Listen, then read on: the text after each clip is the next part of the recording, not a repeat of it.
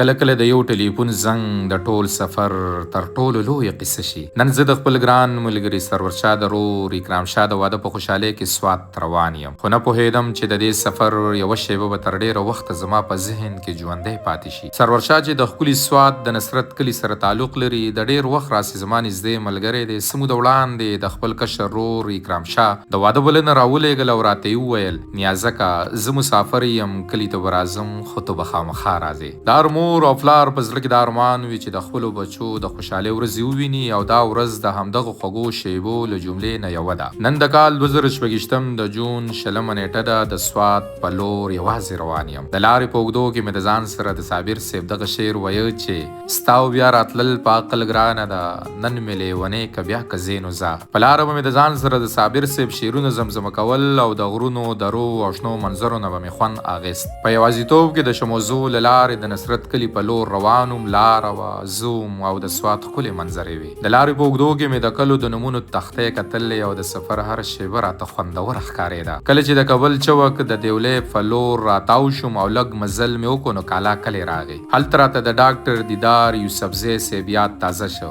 موږ به په 2009 کال کې د وصال نیټ چلوو، او د شاعرانو شعرونه به مو انتخابول. په هغه وخت کې مو هم د ډاکټر صیب شعرونه د ملګرو سره شریک کړي وو. تیر اخر د خپل ګران ملګري سرور شاه ځای ته راورسېدم. د هر چا په مخونو خندا خوره وه. هرې خواته د واده رنګونه، خوشحالۍ او سندرې وې. ښایسته لا خپل ماشوم ته کیر ورکوو. ما ویل دا شیبه به خامخا خوندي کوم، ځکه چې کلونه وروسته به دا ماشوم هم د خپل پلار مینه او زحمت یادوي. خو د دې واده تر ټولو یادګاره شیبه لا مخې ته وه. د خوشحالو په همدې محفل کې د سرور شاه ټلیفون وشرنګېد. د ټلیفون په بل سر یې پلار و، هغه پلار چې د روزګار لپاره په مسافرۍ کې ژوند تېروي. هغه د خپل کشر زوی د واده خال احوال پوښتلو، د کور د خلکو په اړه ځان خبرو، او د لرې وطن نه یې په دې خوشحالۍ کې ځان شریکوو. هغه شیبه راته ډېره درنه ښکاره شوه. ما احساس کړه چې مسافري یوازې له وطن نه لرې کېدل نه دي، بلکې کله کله د خپلو بچو د ژوند له تر ټولو خوږو شیبو نه هم لرې پاتې کېدل دي. که څه هم د سرور شاه پلار له خپلې کورنۍ لرې و، خو زړه یې د خپلو بچو او کور سره و. دا هغه شیبه وه چې تر اوسه مې له زړه نه ده وتلې. له ډوډۍ وروسته سرور شاه وویل چې نن شپه به خامخا راسره پاتې کېږي. نو شپه مو د خپلو ګرانو ملګرو سرور شاه، اکرام شاه، مکرم شاه، شهاب، عارف، سلمان او سجاد سره په خوږو خبرو، خنداګانو او یادونو تېره کړه. د ملګرو مجلسونه د ژوند هغه شتمني ده